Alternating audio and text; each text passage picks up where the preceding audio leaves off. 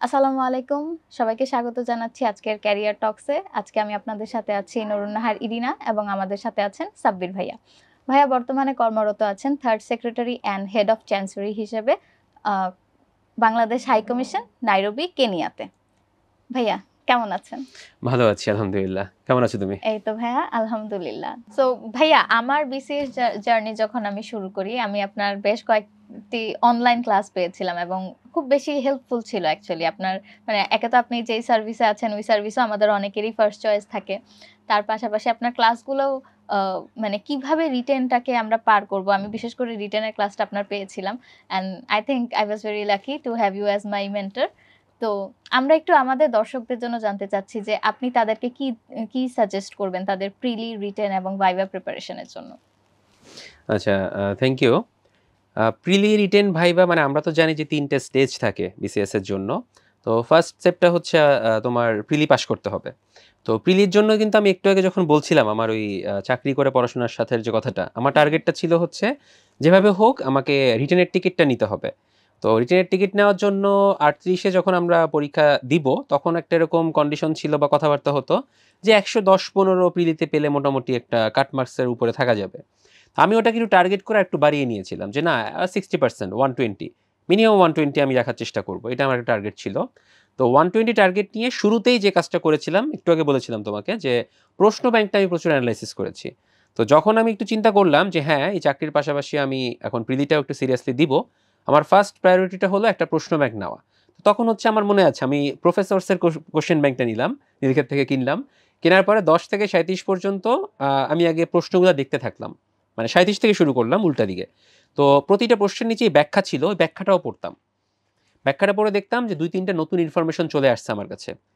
তো আমি কিন্তু তখনও আসলে মানে কোনো টপিক ওয়াইজ পড়াশোনা শুরু করি নাই। তো তারপরও আমি ওগুলা রিভিশন দিয়ে যেতাম যে বারবার পড়তেছি। তো দেখলাম যে এই একটা প্রশ্ন যেমন হয়তো বলা হলো যে ভোরের পাখি বিহারীলাল চক্রবর্তী তার নিম্নের কোনটি তার কাব্যগ্রন্থ নয়? তো এই প্রশ্নটা কোথাও একবার আসছে ধরে নিলাম। তো এখানে নিচে ব্যাখ্যা দেওয়া আছে যে বিহারীলাল চক্রবর্তীর যতগুলো কাব্যগ্রন্থ আছে সবগুলোর নাম দেওয়া আছে। তো এইটা একবার পড়লাম। পরে কোথাও গিয়ে আবার দেখলাম যে নিচের কোন ব্যক্তিকে ভোরের পাখি হিসেবে অভিহিত করা হয়েছে বা নামকরণ করা হয়েছে। সেখানে আবার দেখলাম যে বিহারীলাল চক্রবর্তীর নাম। তো নিচে ব্যাখ্যায় আবার তার কয়েকটা কাব্যগ্রন্থের নাম দেওয়া আছে ওই আগের প্রশ্নের মতো। তো এই যে আমার কয়েকবার পড়া হয়ে গেল, আল্টিমেটলি আমি বিহারীলাল চক্রবর্তীর আমার পড়া হয়ে গেছে। তার কাব্যগ্রন্থ বা গল্প-টল্পগুলো আমার জানা হয়ে গেছে। তো এইটা করলে যেটা হয়, একই রকমের প্রশ্ন বা একই প্যাটার্নের প্রশ্ন আপনার কয়েকবার আসবে।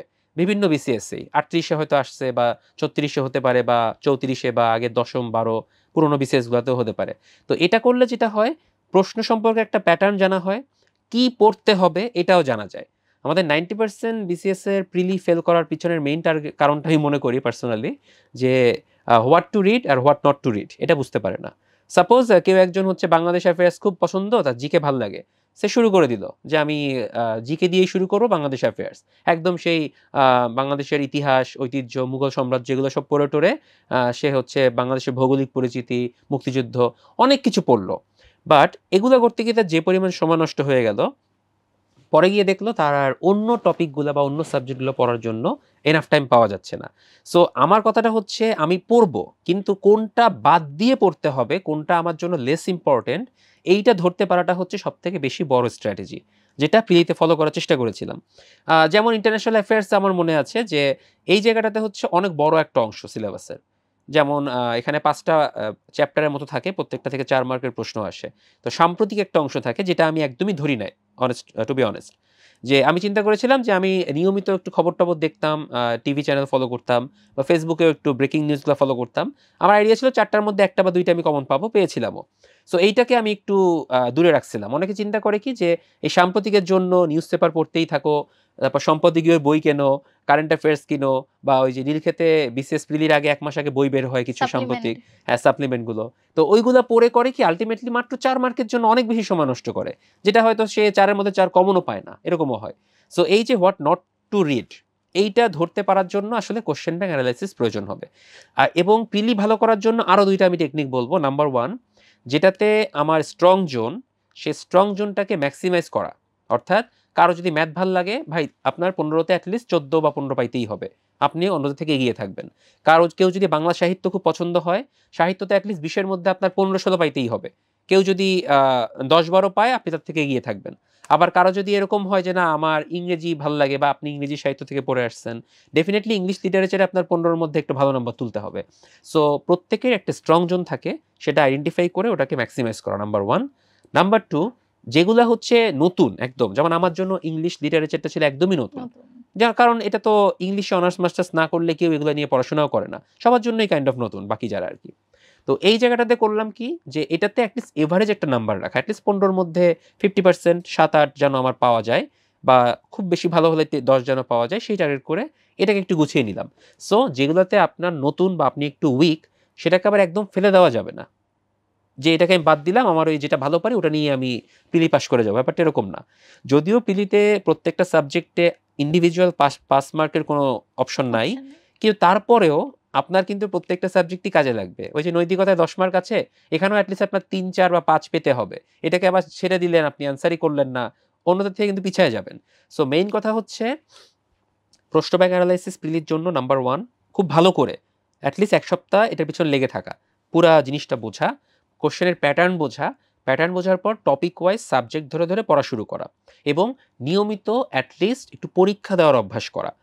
কারো যদি সুযোগ হয় কোনো একটা কোচিংয়ের সাথে হতে পারে বা যেভাবেই হোক, আপনার একটা ডেইলি এক্সাম বা উইকলি এক্সাম বা মান্থলি এক্সাম দেওয়ার চেষ্টা করা। এই এক্সামটা দেওয়ার ফলে আপনার মধ্যে নেগেটিভ মার্কিংয়ের যে টেন্ডেন্সিটা কমে আসবে। যেমন আমার চাকরি করে যেহেতু পরীক্ষা দিয়েছি, ওই সময় তো কোচিংয়ে ভর্তি হওয়ার চান্স নাই। সো হইও নি।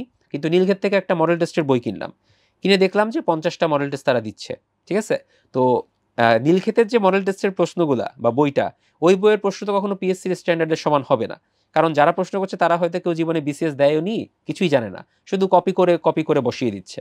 তো ওখানে আপনি কত নাম্বার পান ডাজন্ট ম্যাটার। আমি একটাতে 170 না 72ও পাইছি। কিন্তু তার মানে তো এই না যে আমার মেইন প্রিলিতে আমি এটা পাবো। সো ওইটা দিয়ে আমি মেইন টার্গেটটা করলাম 2টা। একটা হচ্ছে টাইম টেস্টিং। আমি 2 ঘন্টার মধ্যে 200 মার্ক টাচ করতে পারছি কিনা, নাম্বার 1। নাম্বার 2 হচ্ছে আমার নেগেটিভ মার্কিংটা কেমন হচ্ছে। প্রথম দিকে যখন আমি কয়েকটা পরীক্ষা দিলাম দেখলাম যে প্রায় 30-35টা করে ভুল হচ্ছে। অনেক নাম্বার কমে যাচ্ছে। হয়তো পূরণ করছি 160-70টা, এর মধ্যে 30-40টাই ভুল। আমার নাম্বার কমে চলে আসতেছে 110 এর নিচে।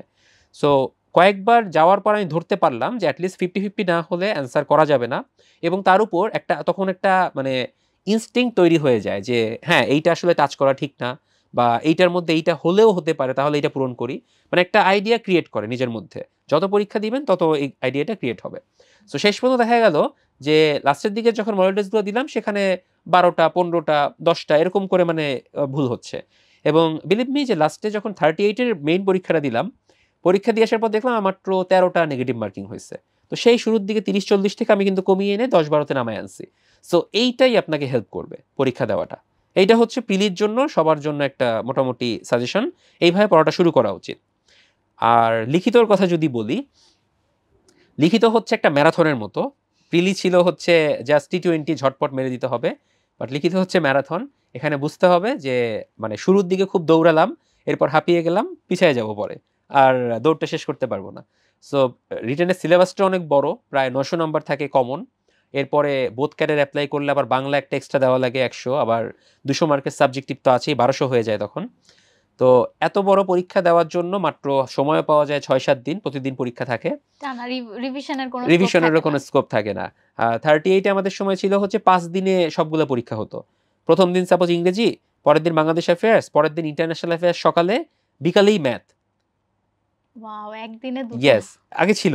তারপরের দিন হচ্ছে সকালে আবার বিজ্ঞান, বিকালে মানসিক দক্ষতা। তারপরের দিন বাংলা। মানে 5 দিনে পুরা ৭ টা পরীক্ষা হয়ে যেত।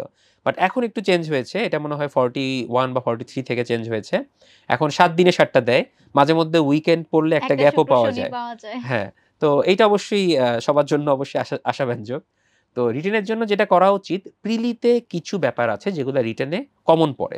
যেমন বাংলা সাহিত্যটা যদি কেউ একটু ভালো করে প্রিলিতে পড়েন, রিটেনে দেখবেন যে আপনার অনেক কিছু পড়তে হচ্ছে না, স্কিপ করে যাওয়া যাচ্ছে। এটা তো আমি পড়েছি। বাংলা গ্রামারের অনেকে হচ্ছে ভয় থাকে। এজন্য প্রিলিতে বলে কি গ্রামার তো 15 মার্কের, খুব বেশি পড়বো না। যা পাই হয়ে গেল। কিন্তু এই গ্রামারটা আপনার 30 মার্ক নিয়ে চলে আসবে রিটেন পরীক্ষাতে। তখন তো আপনাকে ভুগতে হবে যে এই 30 মার্ক আমি এখন কিভাবে কভার করব। সো আমার উদ্দেশ্য থাকবে বলাটা এরকম যে যখন প্রিলি পড়বেন কিছু টপিক আছে যেগুলো রিটেনের সাথে কভার করে। তো এগুলাকে একসাথে মিলিয়ে পড়া। সো বাংলার জন্য গ্রামার সাহিত্যটাকে একটু গুরুত্ব দেওয়া। রচনার জন্য আলাদা করে না পড়ে বাংলা এবং ইংরেজি রচনাটাকে বাংলাদেশ অ্যাফেয়ার্স, ইন্টারন্যাশনাল অ্যাফেয়ার্সের বিভিন্ন সাম্প্রতিক ইনফরমেশন, তথ্য, কিছু ফিক্সড ইনফরমেশন বা সমসাময়িক কোনো বিষয় থাকলে সেগুলো নিয়ে একটু নোট রাখা এবং রচনার জন্য একটা স্ট্রাকচার দাঁড় করিয়ে রাখা। যেমন বাংলা বা ইংরেজি যে রচনাই বলি না কেন, একটা স্ট্রাকচার যদি দাঁড় করানো যায়, যেটাকে আমি স্কেলিটন বা কঙ্কাল বলি, অর্থাৎ ভূমিকা, তারপর পটভূমি বা বিভিন্ন পয়েন্ট শেষ পর্যন্ত উপসংহার পর্যন্ত অনেকগুলো পয়েন্ট আমি রেডি করে রেখেছিলাম এবং প্রতিটা পয়েন্টের সাথে কিছু ইনফরমেশন, ডেটা হতে পারে, চার্ট হতে পারে, গ্রাফ হতে পারে বা কোনো ছবিও হতে পারে। তো এগুলো একটু গুছিয়ে রাখলে হবে কি, লেখাটা আপনার নিজের, যখন আপনি পরীক্ষা দিবেন তখন ওই রচনাটা লিখলে আপনার মধ্যে অলরেডি আগের স্ট্রাকচার দাঁড় করানো আছে, আপনার ইনফরমেশনগুলো নোট করা আছে, আপনি শুধু তখন লিখবেন, দেখবেন যে মোটামুটি একটা স্ট্যান্ডার্ড চলে আসে। তো এটার জন্য কিন্তু পরীক্ষা দিতে হবে আপনার। কারণ আপনি যদি নিয়মিত না লিখেন তাহলে রচনা কখনোই ভালো হবে না। আর রচনার জন্য হাতের লেখাটাও একটা গুরুত্বপূর্ণ বিষয়, শুধু রচনা না, পুরো রিটেন পরীক্ষাতেই। কারণ রচনা এবং ইংরেজি এসে এই দুইটা সবাই হচ্ছে একদম শেষে লেখে। বাংলা পরীক্ষার একদম শেষে লিখবে, ইংরেজি পরীক্ষারও শেষে লিখবে। তো বাংলা ইংরেজি দুইটা পরীক্ষায় 4 ঘন্টা আমরা জানি। তো 4 ঘন্টার মধ্যে সবাই মিনিমাম 3 ঘন্টা পার করার পরেই হচ্ছে রচনাতে হাত দেয়। সো 3 ঘন্টা পার করার পরে যখন আপনি রচনায় হাত দিবেন তখন আপনার হাতের লেখা আর ওই শুরুর মতো থাকবে না। কাকের ঠ্যাং বকের ঠ্যাং টাইপের হয়ে যায়। লিটারালি স্পিকিং এটাই হয়েছিল। আমার ক্ষেত্রেও হয়েছিল। সো ওই সময়টাতে ধৈর্য ধরে এট লিস্ট যতটুকু পারা যায় হাতের লেখাটা ঠিক রাখতে হবে। সো মানে একটা যেন রিডেবল হয়। আপনি যদি পড়তে না পারেন তাহলে তো নম্বর দিতে পারবেন না, স্বাভাবিক। তো এইটার জন্য পরীক্ষা ছাড়া কোনো উপায় নেই। কয়েকটা পরীক্ষা দিলেই রচনার সময় হাতের লেখা গুছিয়ে লেখার মতো একটা টেন্ডেন্সি চলে আসবে। নাম্বার গেল। এরপর যেটা বলব, প্রিলিতে যেরকম স্ট্রং জোনগুলোকে ম্যাক্সিমাইজ করা যায়, রিটেনেও কিন্তু কিছু স্ট্রং জোন ম্যাক্সিমাইজ করা যায়। যেমন কেউ হয়তো ইংরেজি খুব ভালো পারেন, আপনি ইংলিশ পরীক্ষাটা অবশ্যই ভালো করে দিবেন, ওটাতে যেন সবার থেকে বেশি নম্বর পান। কেউ যদি সায়েন্সের হয়ে থাকেন, আপনি বিজ্ঞান আর ম্যাথটা ভালো করে দেন, ওটাতে সবার থেকে একটু হলেও এগিয়ে থাকবেন হয়তো। যদিও বর্তমানে যে প্রশ্নের প্যাটার্ন হচ্ছে ইন জেনারেল সবার জন্যই কাছাকাছি। যেমন একটা বিজ্ঞানে হয়তো প্রশ্ন থাকে 60 নাম্বার জেনারেল সায়েন্স থেকে, একটা রচনার নাম্বার 50, আবার ম্যাথে হয়তো 50 আছে, একটা রচনাতেই 50 দিয়ে দেওয়া হয়েছে। সো ইট ডাজেন্ট ম্যাটার, যেটাই হোক না কেন আপনাকে তাল মিলিয়ে চলতে হবে।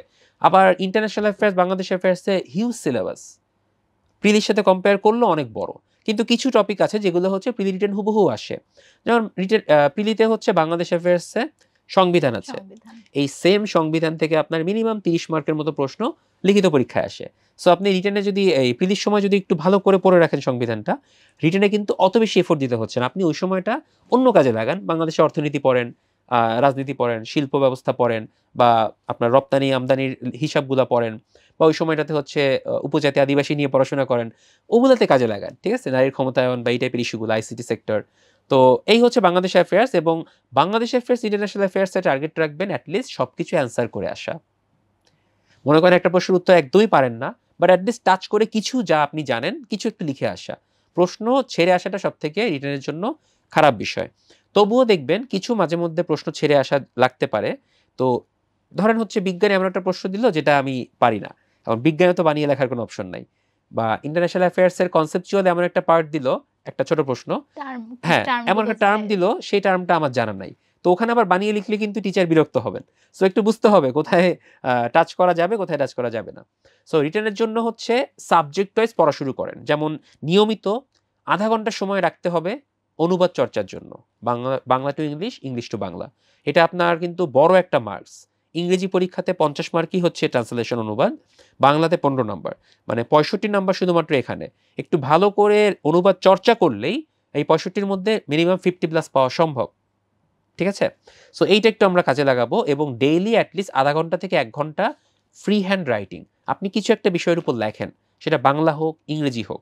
সাপোজ আপনার আজকে দেখলেন যে হচ্ছে আপনি ভূমিকম্প হয়েছে একটা নেপালের ওখানে, আমরা জানি 7.1 ম্যাগনিটিউডের। তো আপনি আর্থকোয়েক এবং বাংলাদেশের রিস্ক ফ্যাক্টরগুলো কি কি আপনি হয়তো কিছু কিছু জানেন। তো এই বিষয়ে আপনি ইংরেজিতে কিছুটা লেখেন, 1 পৃষ্ঠা লেখেন না, বা বাংলায় 1 পৃষ্ঠা 1.5 পৃষ্ঠা লেখেন। তো এই লেখাটার মাধ্যমে যেটা হবে, আপনার চিন্তা করার অ্যাবিলিটি বাড়বে, বানিয়ে লেখার একটা অভ্যাস তৈরি হবে। এটা মেইন পরীক্ষাতে হেল্প করবে। 2 নাম্বার হবে হচ্ছে হাতের লেখাটা আপনার চর্চা থাকবে। দীর্ঘদিন আমরা অনেকেই ইংরেজি মাধ্যমে পড়াশোনা করেছি।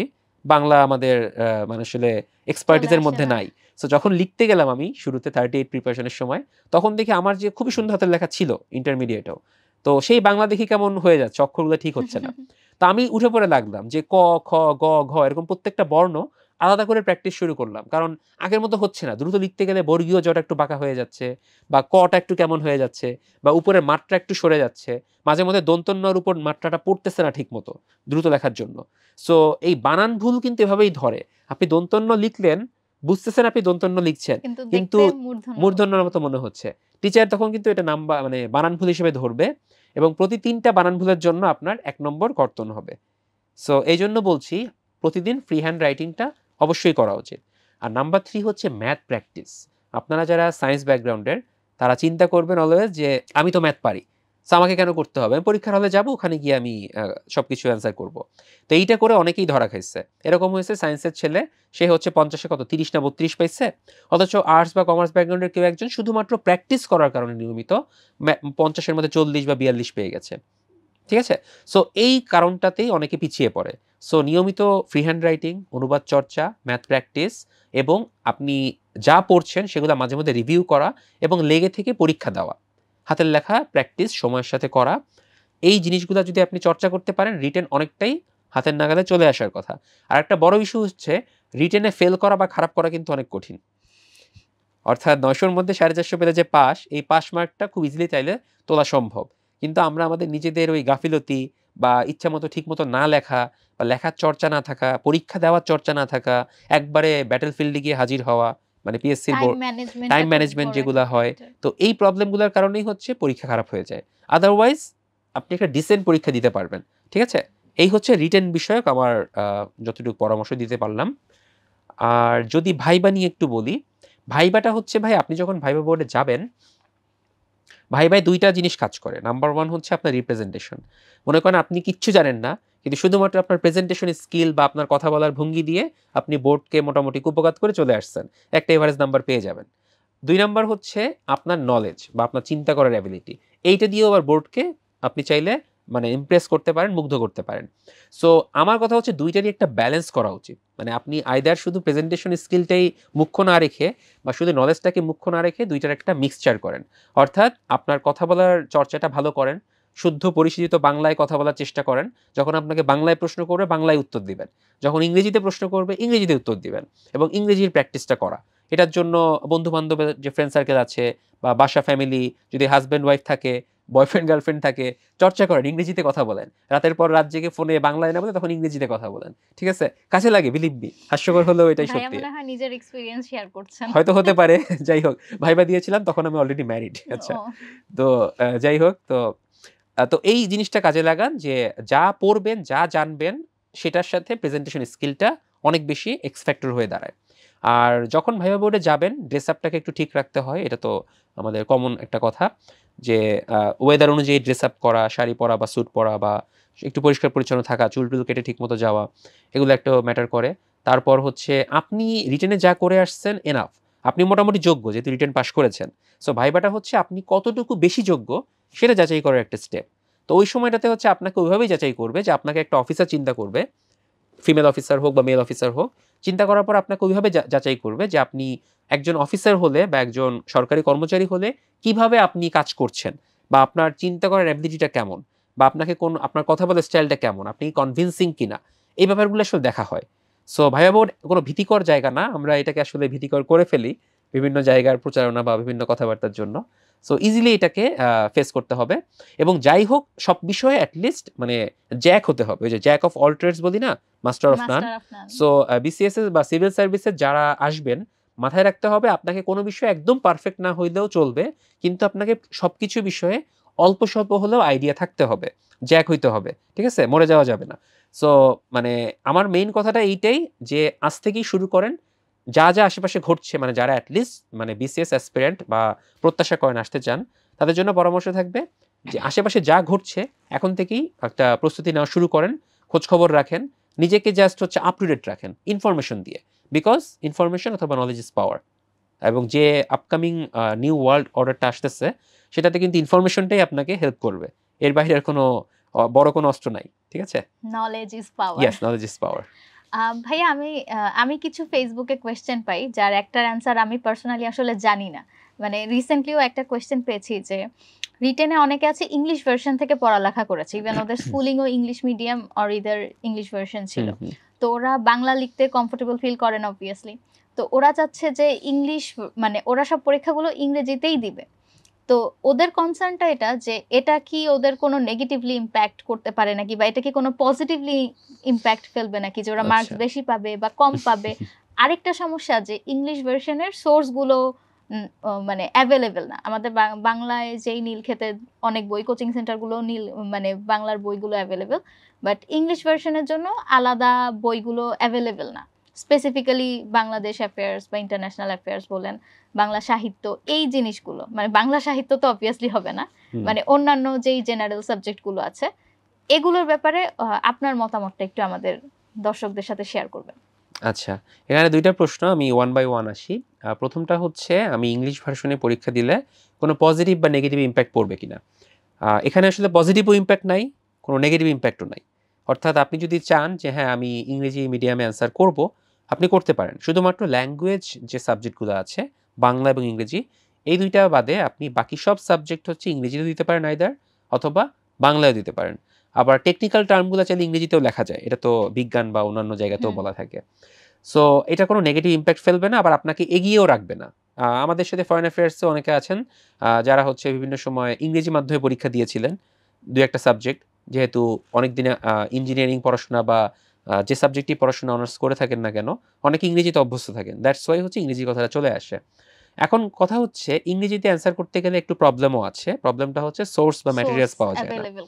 তো ইন্টারন্যাশনাল অ্যাফেয়ার্সের সোর্স অবশ্য অনলাইনে অনেক আছে, হ্যাঁ নিউজপেপারগুলো হেল্প করে, হ্যাঁ, এবং এটার জন্য ইন্টারন্যাশনাল অ্যাফেয়ার্সটা ওকে।